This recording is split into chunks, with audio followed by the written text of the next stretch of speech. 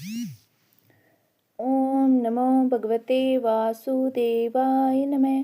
प्रिय भक्तजनों, आज बृहस्पतिवार के दिन आप बृहस्पति देव की बड़ी ही दुर्लभ कथा सुनेंगे। इस कथा को सुनने से भक्तों की सभी मनोकामनाएं भगवान बृहस्पति देव की कृपा से पूर्ण हो जाती है। तो आइए बड़ी ही श्रद्धा और प्रसन्नचित मन से इस कथा को सुनते हैं। भारतवर्ष में एक प्रतापी और दानी राजा राज करता था। वह नित्य गरीबों और ब्राह्मणों की सहायता करता था। यह बात उसकी रानी को अच्छी नहीं लगती थी। वह ना ही गरीबों को दान देती, ना ही भगवान का पूजन करती थी और राजा को भी दान देने से मना किया करती थी। एक दिन राजा शिकार खेलने वन को गए थे तो रानी महल में अकेली थी। उसी समय बृहस्पति देव साधु वेश में राजा के महल में भिक्षा के लिए आए और भिक्षा मांगी। रानी ने भिक्षा देने से इनकार कर दिया और कहा, हे साधु महाराज, मैं तो दान पुण्य से तंग आ गई हूँ। मेरा पति सारा धन लुटाते रहते हैं। मेरी इच्छा है कि हमारा धन नष्ट हो जाए, फिर ना रहेगा ना बांस ना बजेगी बांसुरी।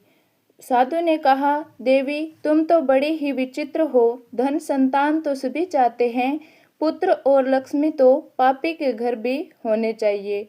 यदि तुम्हारे पास अधिक धन है तो भूखों को भोजन दो, प्यासों के लिए प्याऊ बनवाओ, मुसाफिरों के लिए धर्मशालाएं खुलवाओ। जो निर्धन अपनी कुंवारी कन्याओं का विवाह नहीं कर सकते, उनका विवाह करा दो। ऐसे और कई काम हैं जिनके करने से तुम्हारा यश लोक परलोक में फैलेगा। परंतु रानी पर उपदेश का कोई प्रभाव ना पड़ा। वह बोली, महाराज आप मुझे कुछ ना समझाइए, मैं ऐसा धन नहीं चाहती जो हर जगह बांटती फिरूं। साधु ने उत्तर दिया, यदि तुम्हारी ऐसी इच्छा है तो तथास्तु। तुम ऐसा ही करना कि बृहस्पतिवार को घर लीपकर पीली मिट्टी से अपना सिर धोकर स्नान करना, भट्टी चढ़ाकर कपड़ा धोना। ऐसा करने से आपका सारा धन नष्ट हो जाएगा। इतना कहकर वह साधु महाराज वहां से अलोप हो गए।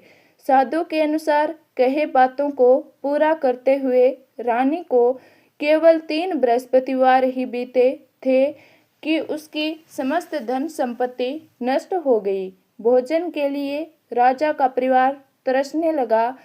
तब एक दिन राजा ने रानी से बोला, हे रानी, तुम यहीं रहो, मैं दूसरे देश को जाता हूँ, क्योंकि यहाँ पर सभी लोग मुझे जानते हैं, इसीलिए मैं कोई छोटा कार्य नहीं कर सकता। ऐसा कहकर राजा प्रदेश चला गया। वह वहां जंगल से लकड़ी काट कर लाता और शहर में बेचता। इस तरह वह अपना जीवन व्यतीत करने लगा। इधर राजा के प्रदेश जाते ही रानी और दासी दुखी रहने लगी। एक बार जब रानी और दासी को 7 दिन तक बिना भोजन के रहना पड़ा तो रानी ने अपनी दासी से कहा, हे दासी, पास ही के नगर में मेरी बहन रहती है, वह बड़ी धनवान है, तो उसके पास जा और कुछ लेकर आ, ताकि थोड़ी बहुत गुजर बसर हो जाए। दासी रानी के बहन के पास गई। उस दिन गुरुवार था और रानी की बहन उस समय बृहस्पतिवार व्रत की कथा सुन रही थी। दासी ने रानी की बहन को अपनी रानी का संदेश दिया, लेकिन रानी की बड़ी बहन ने कोई उत्तर नहीं दिया। जब दासी को रानी की बहन से कोई उत्तर नहीं मिला तो वह बहुत ही दुखी हुई और उसे क्रोध भी आया। दासी ने वापस आकर रानी को सारी बात बता दी। सुनकर रानी भाग्य को अपने बसा। उधर रानी की बहन ने सोचा कि मेरी बहन की दासी आई थी, परंतु मैं उससे नहीं बोली, इससे वह बहुत दुखी हुई होगी। कथा सुनकर और पूजा समाप्त करके वह अपनी बहन के घर आई और कहने लगी, हे बहन, मैं बृहस्पतिवार की व्रत का कथा व्रत कर रही थी। तुम्हारी दासी मेरे घर आई थी, परंतु जब तक कथा होती है तब तक ना तो उठते हैं ना ही बोलते हैं, इसीलिए मैं नहीं बोली। कहो दासी क्यों आई थी? रानी बोली, बहन तुमसे क्या छिपाऊं, हमारे घर में खाने तक को अनाज नहीं था। ऐसा कहते कहते रानी की आंखें भर आई। उसने दासी समेत पिछले 7 दिनों से भूखे रहने तक की बात अपनी बहन को विस्तार से सुना दी। रानी की बहन बोली, देखो बहन, भगवान बृहस्पति देव सबकी मनोकामनाओं को पूर्ण करते हैं। देखो शायद तुम्हारे घर में अनाज रखा हो। पहले तो रानी को विश्वास नहीं हुआ, पर बहन के आग्रह करने पर उसने अपने दासी को अंदर भेजा तो उसे सचमुच अनाज से भरा एक घड़ा मिल गया। यह देखकर दासी को बड़ी हैरानी हुई। दासी रानी से कहने लगी, हे रानी, जब हमको भोजन नहीं मिलता तो हम व्रत ही तो करते हैं, इसीलिए क्यों ना इनसे व्रत और कथा की विधि पूछ ली जाए ताकि हम भी व्रत कर सकें। तब रानी ने अपनी बहन से बृहस्पतिवार व्रत के बारे में पूछा। उसकी बहन ने बताया, बृहस्पतिवार के व्रत में चने की दाल और मुनका से विष्णु भगवान का केले के जड़ में पूजन करें तथा दीपक जलाएं, व्रत कथा सुने और पीला भोजन ही करें। इससे बृहस्पति देव प्रसन्न होते हैं। व्रत और पूजन की विधि बताकर रानी की बहन अपने घर लौट गई। 7 दिन बाद जब गुरुवार आया तो रानी और दासी ने व्रत रखा। गुड़साल में जाकर चना और गुड़ ले आई, फिर उससे केले की जड़ तथा विष्णु भगवान का पूजन किया। अब पीला भोजन कहाँ से आए, बात को लेकर दोनों बहुत दुखी थी, क्योंकि उन्होंने व्रत रखा था, इसीलिए बृहस्पति देव उनसे प्रसन्न थे। इसीलिए वे एक साधारण व्यक्ति का रूप धारण कर 2 थालों में सुंदर पीला भोजन दासी को दे गई। भोजन पाकर दासी प्रसन्न हुई और फिर रानी के साथ मिलकर भोजन ग्रहण किया। उसके बाद वे सभी गुरुवार को व्रत और पूजन करने लगी। बृहस्पति भगवान की कृपा से उसके पास फिर धन संपत्ति आ गई, परंतु रानी फिर से पहले की तरह आलस्य करने लगी। तब दासी बोली, देखो रानी, तुम पहले भी इसी प्रकार आलस्य करती थी, तुम्हें धन रखने में कष्ट होता था, इस कारण सभी धन नष्ट हो गया, और अब जब भगवान बृहस्पति की कृपा से धन मिला है तो तुम्हें फिर से आलस्य होता है। रानी को समझाते हुए दासी कहती है कि बड़ी मुश्किलों के बाद हमने यह धन पाया है, इसीलिए हमें दान पुण्य करना चाहिए, भूखे मनुष्यों को भोजन कराना चाहिए और धन को शुभ कार्यों में खर्च करना चाहिए, जिससे हमारे कुल का यश बढ़ेगा, स्वर्ग की प्राप्ति होगी और पितृ प्रसन्न होंगे। दासी की बात मानकर रानी अपना धन शुभ कार्यों में खर्च करने लगी, जिससे पूरे नगर में उसका यश फैलने लगा। एक दिन राजा दुखी होकर जंगल में एक पेड़ के नीचे आसन जमाकर बैठ गया। वह अपनी दशा को याद करके व्याकुल होने लगा। उस दिन बृहस्पतिवार का दिन था। एकाएक उसने देखा कि एक निर्जन वन में एक साधु प्रकट हुए। वह साधु वेश में स्वयं बृहस्पति देवता थे। लकड़हारे के सामने आकर बोले, हे लकड़हारे, इस सुनसान जंगल में तू चिंता मगन क्यों बैठा है? लकड़हारे ने दोनों हाथ जोड़कर प्रणाम किया और उत्तर दिया, महात्मा जी, आप सब कुछ जानते हैं, मैं क्या कहूँ? यह कहकर रोने लगा और साधु को अपनी आत्मकथा सुनाई। महात्मा जी ने कहा, तुम्हारी स्त्री ने बृहस्पति के दिन बृहस्पति भगवान का निरादर किया है, जिसके कारण रुष्ट होकर उन्होंने तुम्हारी यह दशा कर दी। अब तुम चिंता को दूर करके मेरे कहने पर चलो तो तुम्हारे सब कष्ट दूर हो जाएंगे और भगवान पहले से भी अधिक संपत्ति देंगे।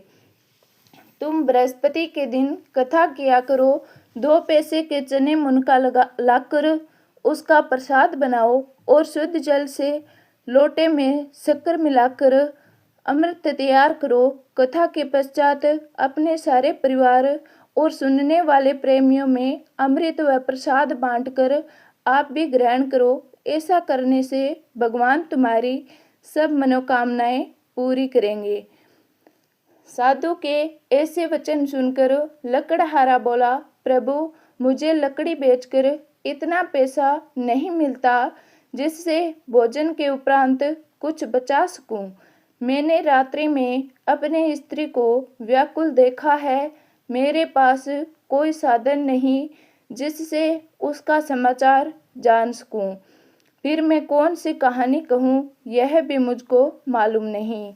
साधु ने कहा, हे राजा, मन में भगवान के पूजन व्रत का निश्चय करो, वे समय तुम्हारे लिए कोई राह बना देंगे। बृहस्पतिवार के दिन तुम रोजाना की तरह लकड़ियां लेकर शहर में जाना, तुम्हें रोज से 2 गुना धन मिलेगा, जिससे तुम भली भांति भोजन कर लोगे तथा बृहस्पति देव की पूजा का सामान भी आ जाएगा।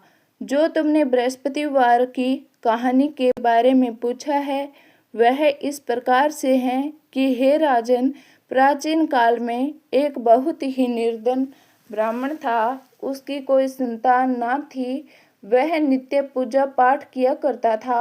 उसकी स्त्री ना स्नान करती थी, ना किसी देवता का पूजन करती थी। इस कारण ब्राह्मण देवता बहुत दुखी रहते थे। भगवान की कृपा से ब्राह्मण के यहाँ एक कन्या उत्पन्न हुई। कन्या बड़ी होने लगी। प्रातः स्नान करके वह भगवान विष्णु का जप करती, बृहस्पतिवार का व्रत भी करने लगी। पूजा पाठ समाप्त कर पाठशाला जाती तो अपनी मुट्ठी में जौ भर के ले जाती और पाठशाला के मार्ग में डालती जाती। लौटते समय वह जो श्रवण के हो जाते तो उनको बेचकर घर ले आती। एक दिन वह बालिका सूप में उस सोने के जौ को फटकार कर साफ कर रही थी। तभी उसकी माँ ने देखा और कहा कि बेटी, सोने के जौ को फटकने के लिए सोने का सूप भी होना चाहिए। दूसरे दिन गुरुवार था। कन्या ने व्रत रखा और बृहस्पति देव से सोने का सूप देने की प्रार्थना की। बृहस्पति देव ने उसकी प्रार्थना स्वीकार कर ली। रोजाना की तरह वह कन्या जौ फैलाती हुई पाठशाला चली गई। पाठशाला से लौटकर जब वह जौ बीन रही थी तो बृहस्पति देव की कृपा से उसे सोने का सूप मिला। उसे वह घर ले आई और उससे जौ साफ करने लगी, परंतु उसकी माँ का वही ढंग रहा। एक दिन की बात है, कन्या सोने के सूप में जब जौ साफ कर रही थी, उसी समय उस नगर का राजकुमार वहां से निकला। कन्या के रूप में उस कार्य को देखकर वह उस पर मोहित हो गया और राजमहल में आकर वह भोजन तथा जल त्याग कर उदास होकर लेट गया। राजा को जब राजकुमार द्वारा अन्न जल त्यागने का समाचार ज्ञात हुआ तो अपने मंत्री के साथ वह अपने पुत्र के पास गया और पूछा कि हे पुत्र, तुम्हें किस बात का दुख है, तुम्हें क्या चाहिए? तो उसने कहा, हे पिताजी, मुझे एक लड़की बहुत राजकुमार के साथ संपन्न हो गया। कन्या के घर से जाते ही ब्राह्मण के घर में पहले की भांति गरीबी का निवास हो गया। एक दिन दुखी होकर ब्राह्मण अपनी पुत्री से मिलने गए। बेटी ने पिता की अवस्था को देखा तो अपनी माँ का हाल पूछा।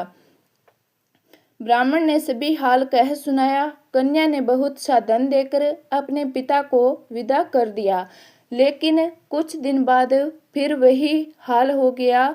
ब्राह्मण फिर अपनी कन्या के पास गया और सभी हाल कहा तो पुत्री बोली, हे पिताजी, आप माताजी को यहाँ लिवा लाओ। मैं उन्हें वह विधि बताऊंगी जिससे गरीबी दूर हो जाए। ब्राह्मण देवता अपनी पत्नी को साथ लेकर अपनी पुत्री के पास राजमहल पहुँचे तो पुत्री अपनी माँ को समझाने लगी, हे माँ, तुम प्रातः काल स्नान आदि करके विष्णु भगवान का पूजन करो तो सब दरिद्रता दूर हो जाएगी। परंतु उसकी माँ ने उसकी एक भी बात नहीं मानी। वह प्रातःकाल उठकर अपनी पुत्री की बची जूठन को खा लेती थी। एक दिन उसकी पुत्री को बहुत गुस्सा आया। उसने अपनी माँ को एक कोठरी में बंद कर दिया।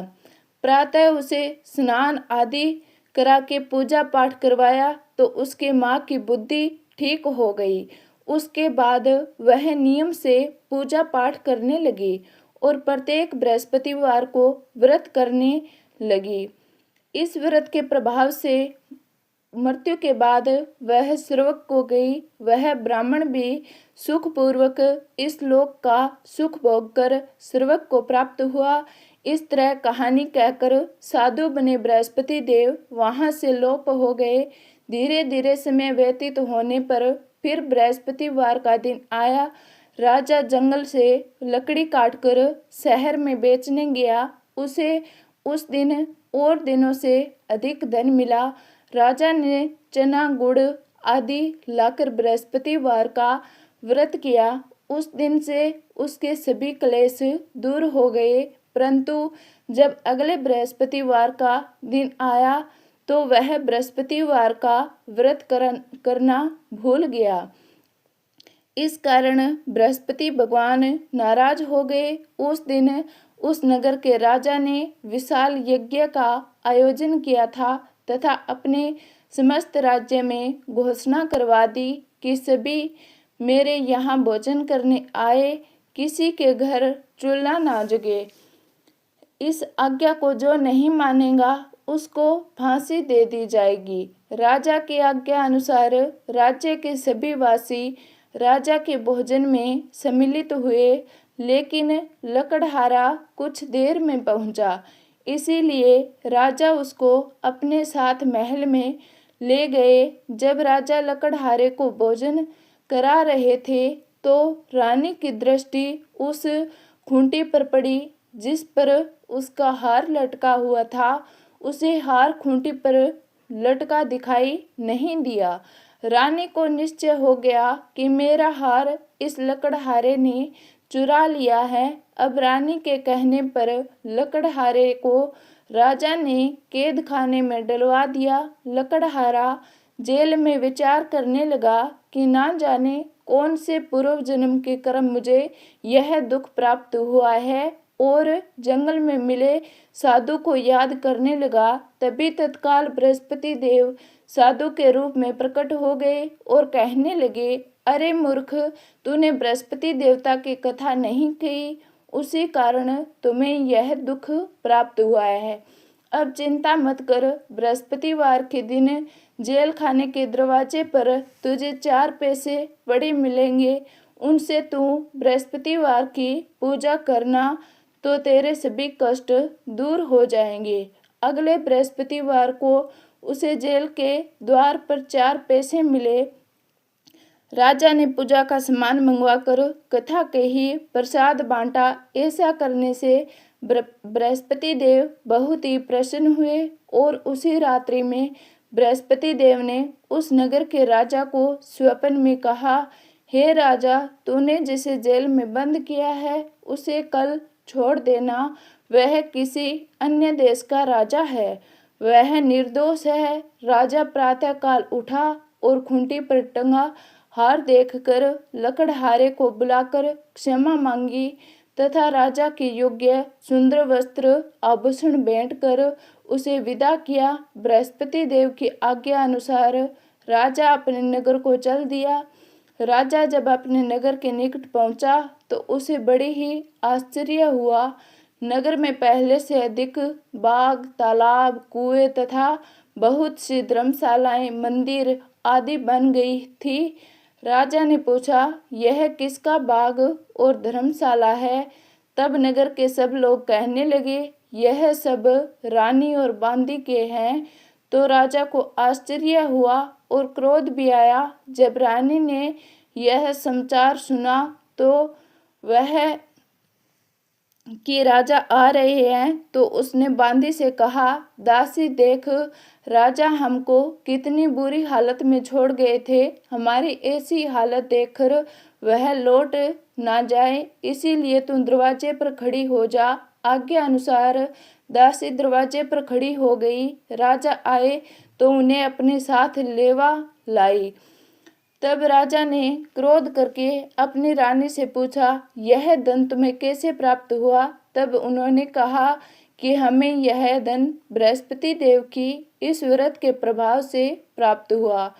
यह सुनकर राजा बड़े ही प्रसन्न हुए। राजा ने निश्चय किया कि 7 रोज बाद तो सभी बृहस्पति देव का पूजन करते हैं, परंतु मैं प्रतिदिन दिन में 3 बार कहानी तथा रोज व्रत किया करूँगा।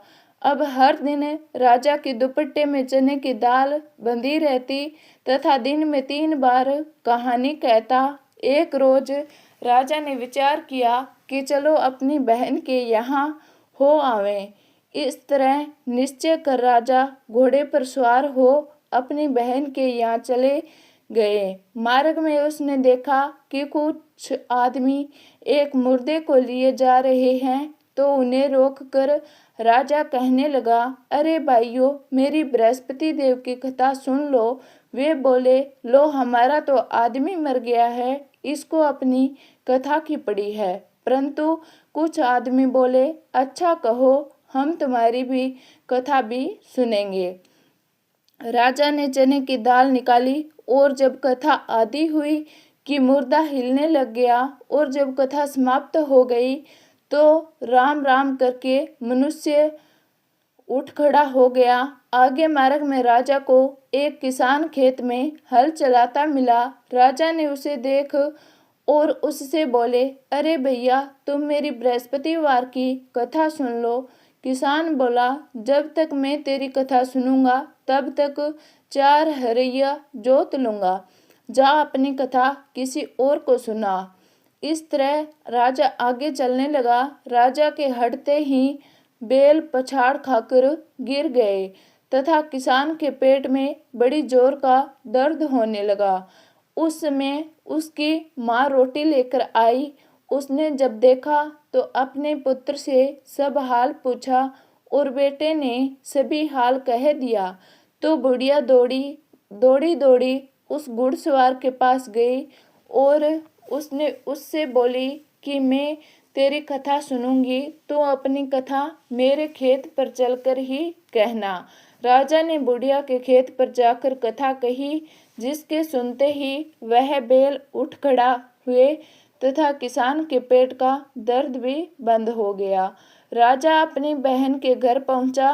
बहन ने राजा की खूब मेहमानी की। दूसरे रोज प्रातःकाल राजा जगा तो वह देखने लगा कि सब लोग भोजन कर रहे हैं। राजा ने अपनी बहन से कहा, ऐसा कोई मनुष्य है जिसने भोजन नहीं किया हो? मेरी बृहस्पतिवार की कथा सुन ले। बहन बोली, हे भैया, यह देश ऐसा ही है कि पहले यहाँ लोग भोजन करते हैं, बाद में अन्य काम करते हैं। अगर कोई पड़ोसी में हो तो देख आऊं। वह ऐसा कहकर देखने चली, परंतु उसे कोई ऐसा व्यक्ति नहीं मिला जिसने भोजन ना किया हो। अतः वह एक कुम्हार के घर गई, जिसका लड़का बीमार था। उसे मालूम हुआ कि उसके यहाँ 3 रोज से किसी ने भोजन नहीं किया है। वह बहन ने अपने भाई की कथा सुनने के लिए कुम्हार से कहा, तो वह तैयार हो गया। राजा ने जाकर बृहस्पतिवार की कथा कही, जिसको सुनकर उसका लड़का ठीक हो गया। अब तो राजा की प्रशंसा होने लगी। एक रोज राजा ने अपनी बहन से कहा, हे बहन, हम अपने घर जाएंगे, तुम भी तैयार हो जाओ। राजा की बहन ने अपनी सास से कहा। सास ने कहा, हाँ चली जा, परंतु अपने लड़कों को मत ले जाना, क्योंकि तेरे भाई की कोई औलाद नहीं है। बहन ने अपनी भाई से कहा, हे भैया, मैं तो चलूंगी, पर कोई बालक नहीं आएगा। राजा बोला, जब कोई बालक नहीं चलेगा तब तुम ही क्या करोगी। बड़े दुखी मन से राजा अपने नगर को लौट आया। राजा ने अपनी रानी से कहा, हम निवासी हैं, हमारा मुँह देखने का धर्म नहीं है और कुछ भोजन आदि नहीं किया। रानी बोली, हे प्रभु, बृहस्पति देव ने हमें सब कुछ दिया है, वह हमें औलाद अवश्य देंगे। उसी रात को बृहस्पति देव ने राजा से स्वप्न में कहा, हे राजा, उठ, सभी सोच त्याग दे, तेरी रानी गर्भ से है। बृहस्पति देव की यह बात सुनकर राजा बड़ा ही प्रसन्न हुआ। यह बात पूरे नगर में फैल दिया। जब राजा की बहन ने यह शुभ समाचार सुना तो वह बहुत ही खुश हुई तथा बधाई लेकर अपने भाई के यहाँ आई। तभी रानी ने कहा, घोड़ा चढ़कर तो नहीं आई, गधा चढ़ी आई। रानी की बहन बोली, भाभी, मैं इस प्रकार ना कहती तो तुम्हें औलाद कैसे मिलती। बृहस्पति देव ऐसे ही है, जैसी जिसके मन में कामनाएं हैं सभी को पूर्ण करते हैं। जो सदा भावना पूर्वक बृहस्पतिवार का व्रत करता है एवं कथा पढ़ता है अथवा सुनता है, दूसरों को सुनाता है, बृहस्पति देव उनकी सभी मनोकामनाएं पूर्ण करते हैं, उनकी सदैव रक्षा करते हैं। जो संसार में सदा भावना से गुरुदेव का पूजन एवं व्रत सच्चे हृदय से करते हैं, उनकी सभी मनोकामनाएं वैसे ही पूर्ण होती है जैसे सच्ची भावना से रानी और राजा ने बृहस्पति देव की कथा का गुणगान किया। तो उनकी सभी इच्छाएं बृहस्पति देव जी ने पूर्ण की। अनजाने में भी बृहस्पति देव की उपेक्षा ना करें, ऐसा करने से सुख शांति नष्ट हो जाती है।